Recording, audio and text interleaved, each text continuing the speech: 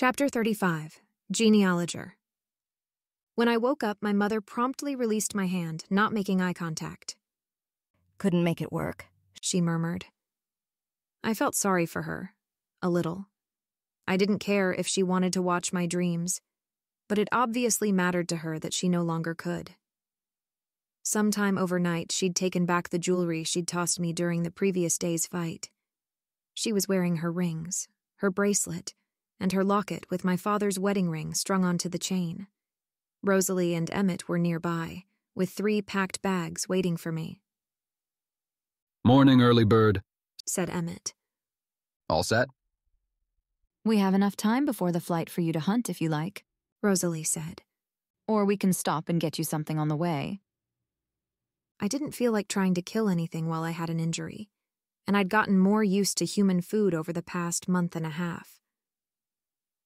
"Let's just get something at the airport," I said, sitting up and gently prodding my shoulder.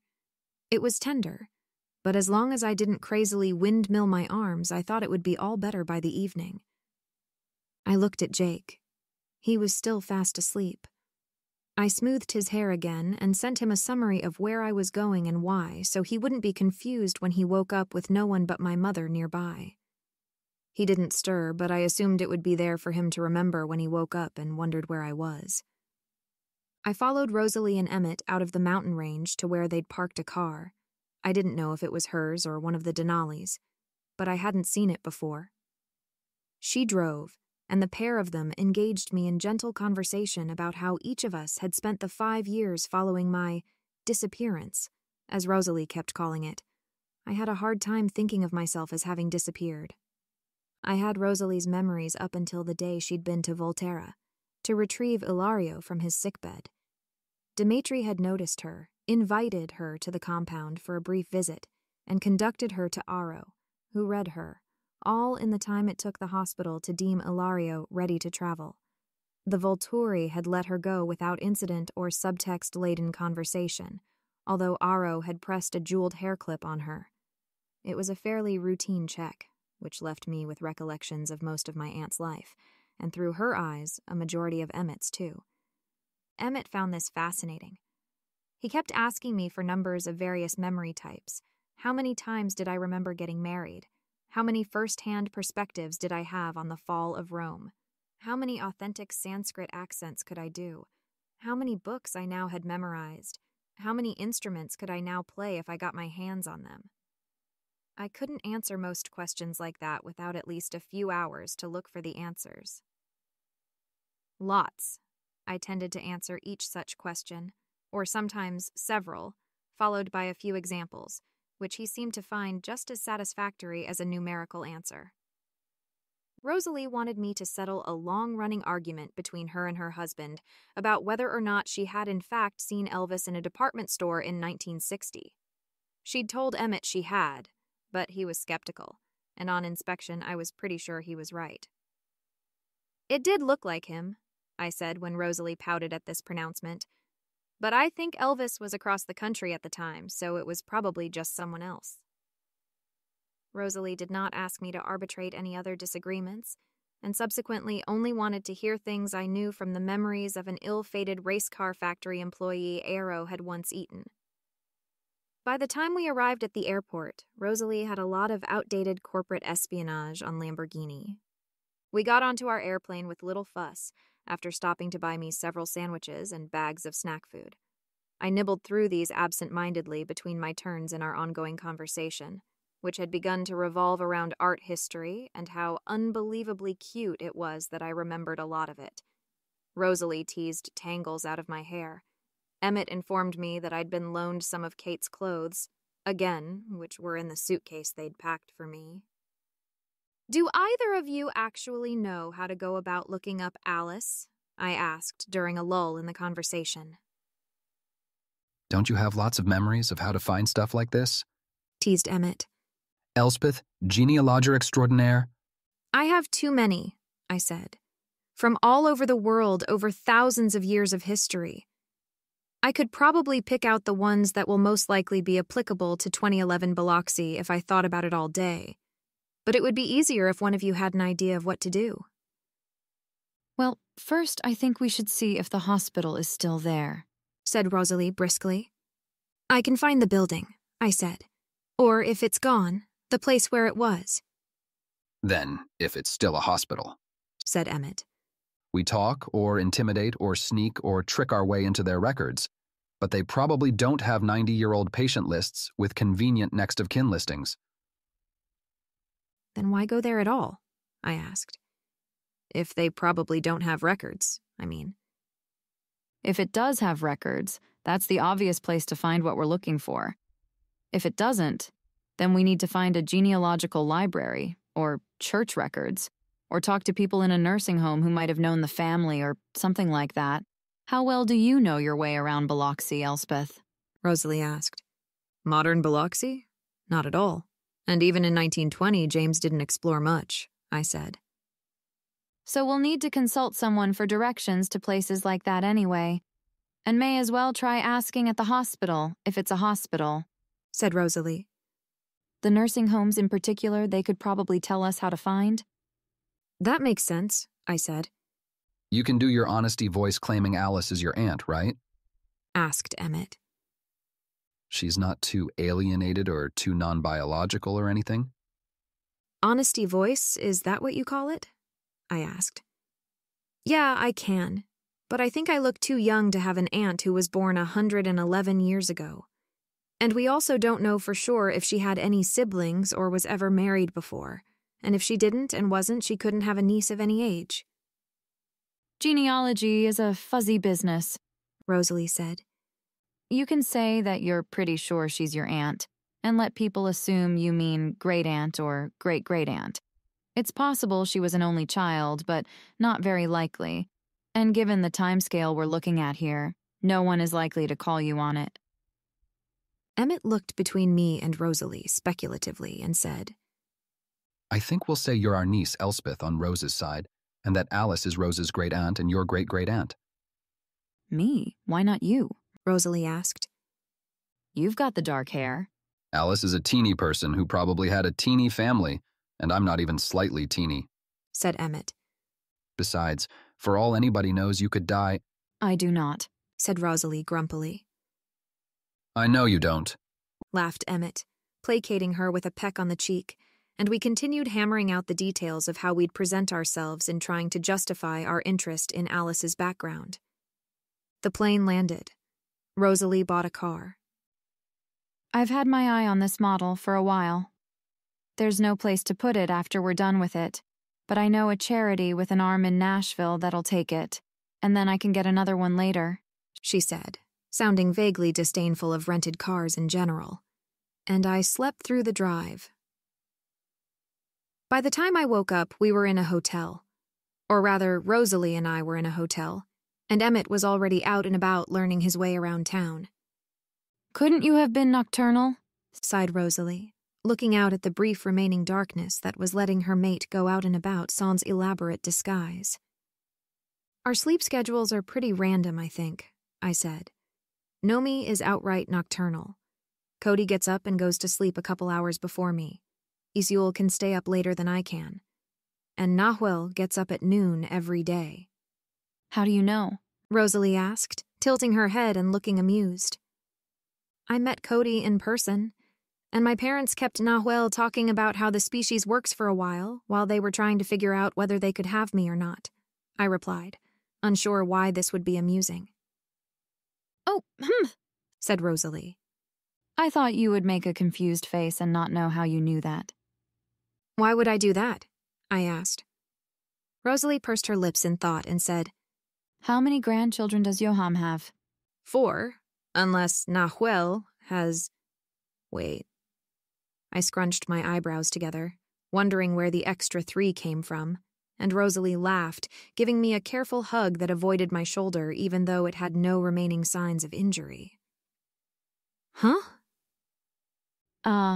You look all grown up, but you're still such a cute kid, laughed Rosalie. Thank you, I said uncertainly. She ruffled my hair, smiling, and then ushered me down to the hotel's cafeteria for breakfast. Emmett joined us soon enough, and the vampires sipped water while I ate off 3 plates for the sake of appearances. Rosalie's comment about my schedule aside, the fact that most places we could go for information were not open in the middle of the night meant that they'd come equipped for day walking and expected to do some of it.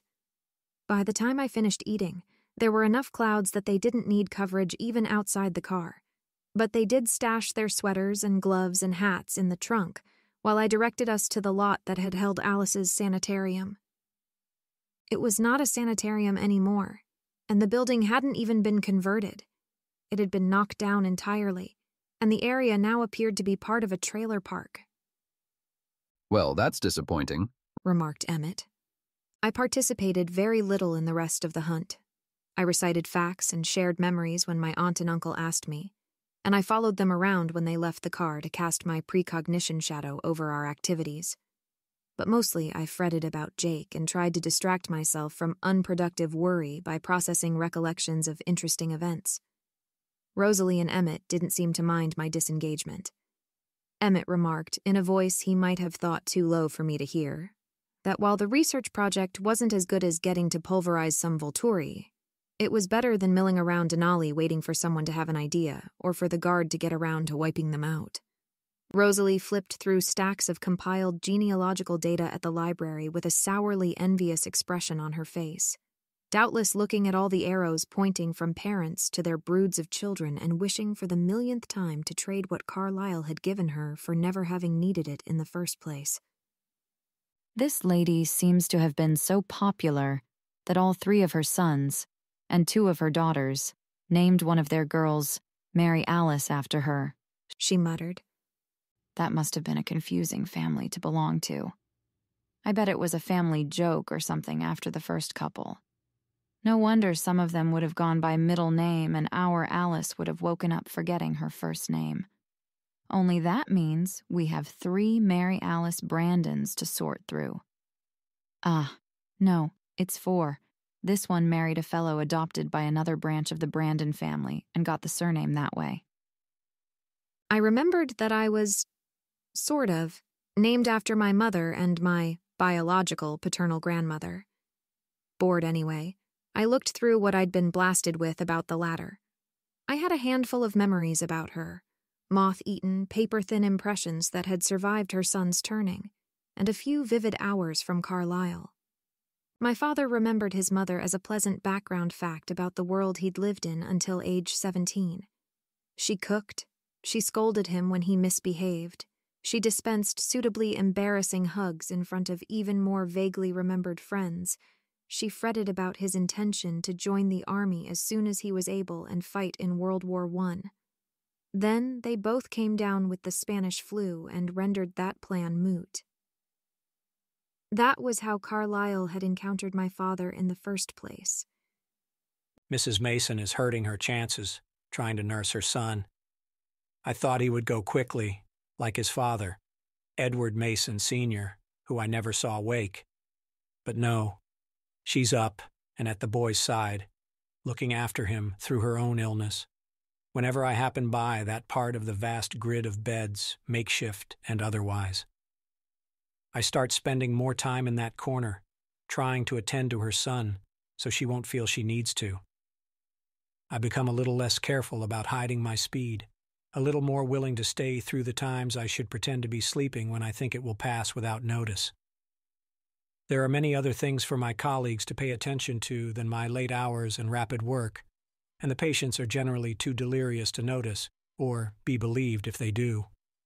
I come in after sunset, after a day of pretending to sleep and having nothing to do but dream, insofar as I can dream, of Esme. I can only hope the plague has spared her part of Ohio, or wherever she's living now, if she's moved. Let her have moved. One of these years I won't be able to go on alone anymore, and I will look for her. But let her have moved. Let her be impossible to find. Let her escape this fate. If I left Esme behind to lead a normal, happy, human life, only for her to fall victim to this devastation exclusive to humans, she would be only 22 now, so young, then no protestation of having left for her own good will measure up to the loss. I must not dwell on Esme. It will do her no good. When I can emerge, I check on Elizabeth Mason and her son first. I'm attached to them, with their matching green eyes and bronze hair, her obvious self-sacrificing care for her child, his tenacious grip on life through a severe case of the illness. There have been so many patients, an endless march of them, all worth attachment, but I avoid it when I can, or the job would be too heartbreaking. I failed in that here. Perhaps the loneliness is catching up with me in more ways than the obvious. Elizabeth does vaguely, distantly resemble Esme, I suppose, though I'd never mistake one for the other. I think Esme would be a devoted mother like her. I hope she gets that chance. Another thing I would be tempted to take from her. Elizabeth's not at her son's side, but in her own bed. I've been telling her over and over to stay there, but read it as a bad sign anyway. And I'm not wrong. She's taken a decided turn for the worse. Her fever is out of control. She's too weak to fight it off anymore. She glares at me when I approach and sounds stronger than she looks. Save him! I take her hand, knowing that anything will feel cold to someone so feverish. I'll do everything in my power, I promise. You must, she says, and she clings to my hand tightly enough that I wonder if I wasn't mistaken, if she doesn't have the reserves to pull through. Hard, emerald eyes bore into mine. You must do everything in your power. What others cannot do, that is what you must do for my Edward. I know a moment of fear. She knows. She must know something. Why else would she ask that, if she didn't know me to be inhuman, if she didn't know that I have resources others lack? How could she know? Some supernatural trick, like what Aro calls witchcraft? She releases my hand, her arm falls onto the sheet, and she lapses into unconsciousness. I've considered making a companion for myself. Considered it for decades, actually, although most sorely tempted 7 years ago. Just one person in the world who I would have no need to hide from, who I could in good conscience keep as a companion, instead of an occasionally visited, ineffectually entreated friend at a distance. But I have never been able to justify making anyone like myself. Elizabeth dies less than an hour after making her demand. Edward is not far behind, I know. Could she truly want a life like mine for her son? There's something about his face, even in fitful, fevered sleep. Some goodness shining out of it. His mother had every right to be proud, to be protective, to perhaps die of a disease that needn't have killed her, trying to help her son. If I had ever had a son, I would have wanted him to look something like that. Whim, of all things, drives me. I wheel Elizabeth into the morgue and then turn around and come back for Edward. No one stops me. No one checks him for breathing, for a pulse. There aren't enough eyes or hands to keep track of half the patients who aren't already in the morgue. No one else living is there. I steal him away out the back door and go across rooftops to take him home. Elspeth, said Rosalie, jostling me out of my reminiscence. I think we have a good idea where to go next. One of the Mary Alice Brandons was listed as dying in 1920. The others all lasted another decade apiece, except one who died when she was 2. Had no kids, but had a little sister, born in 1909 when our Alice was 8. Died in Oa, 86. But had one daughter in 1940, who's still alive. Alice's niece, if I'm right. Names? I asked, getting up to follow her to the payphone outside the library. It had a phone book, which she flipped through to the white pages. Emmett pulled faces at his reflection in the nearest window. The sister was Cynthia, Rosalie began. Little Sin, maybe? Née Brandon, married name Patterson. The daughters Genevieve Lydia Patterson, never married. Genevieve would be over 70 now, Rosalie said, frowning. There wasn't a death date written for her, but if it was recent, there wouldn't be. I hope she lives by herself. We'll try one of the cousins if Genevieve is dead, I guessed. I suppose, but the farther away in the tree we have to go, the less likely it is to help. We'll hope Genevieve's okay, said Rosalie. She peered at the phone book. Your honesty voice works on the phone, right? Right, I said. Rosalie pointed out the only Genevieve Lydia Patterson in the phone book. Call her up. Tell her you think she's your Aunt Mary Alice's niece, and ask if you can visit with your aunt and uncle. To learn more about the family, she directed. There are enough Mary Alices in the family that at worst she'll think you mixed our Alice up with one of her cousins. You're a cute, harmless, trustworthy little girl who's related to her, and she's a childless spinster. I doubt you'll have trouble getting her to meet us. Then we spring the exciting surprise, vampires, bombshell as gently as possible and hope it doesn't give her a stroke. I pulled out my phone and punched in the number, anxiety creeping up my spine. But my voice didn't shake after the ringing stopped and a woman's voice said, "Hello? Can I speak to Miss Patterson, please?" I asked. Speaking. Who's calling? My name is Elspeth, I said. I'm doing a genealogy project. I think you might be related to my Aunt Mary Alice Brandon. If you're Genevieve Lydia Patterson and your mother was Cynthia... Oh, my, exclaimed Genevieve. I am, and she was. I didn't think Aunt Alice had family of her own before she passed, though. It's very complicated. Would it be possible for me and my Aunt Rosalie and Uncle Emmett to meet you? I asked. My goodness. I have dinner with my book club today, but after that I don't see why not, I suppose. She fluttered. My goodness. Did you find me in the phone book? Yes. Well, then you have my address, Genevieve said. But I'm telling my cousin Hattie's boy I'm having visitors and giving him all your names, so you know, she added in a warning tone. Of course, I said. When would it be okay for us to visit you? 8? Suggested Genevieve. I think I can dig up all the family photo albums and things like that by then. Oh, this will be fun. I haven't looked at those old boxes for years. Great. Thank you, Miss Patterson, I said brightly, and we exchanged farewells and I closed my phone. Genevieve lived in a small white house and kept a small white dog out in her yard, which stayed as far away from Rosalie and Emmett as it could when we walked up to the front door. We had killed the afternoon reporting on our progress and making general chit-chat with our Denali contingent. Siobhan was delighted that we'd located a niece, but didn't stay on the phone long, only saying that she wanted another call as soon as Genevieve was caught up on what was going on. I rang the doorbell and Genevieve answered the door. She was the most little old lady-like little old lady I had ever seen in my life.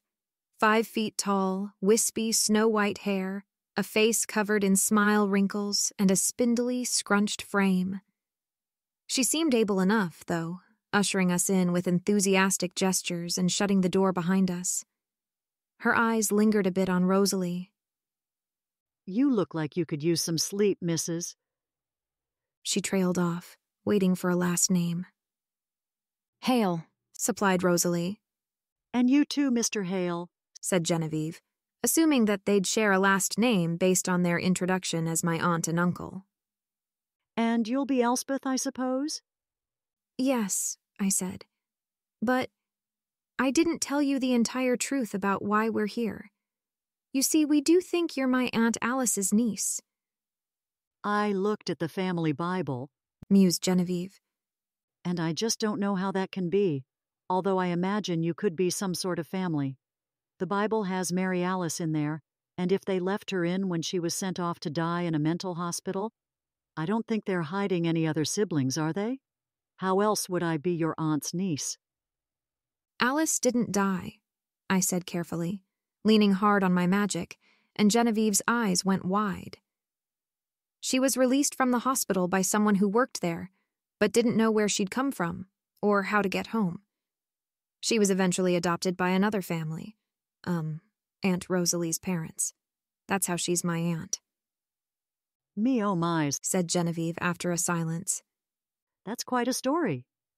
I heard the front doorknob twist, and the door pull open, and Rosalie and Emmett sprang to their feet too fast, and Genevieve gasped. Quite a story, agreed Alice's voice softly.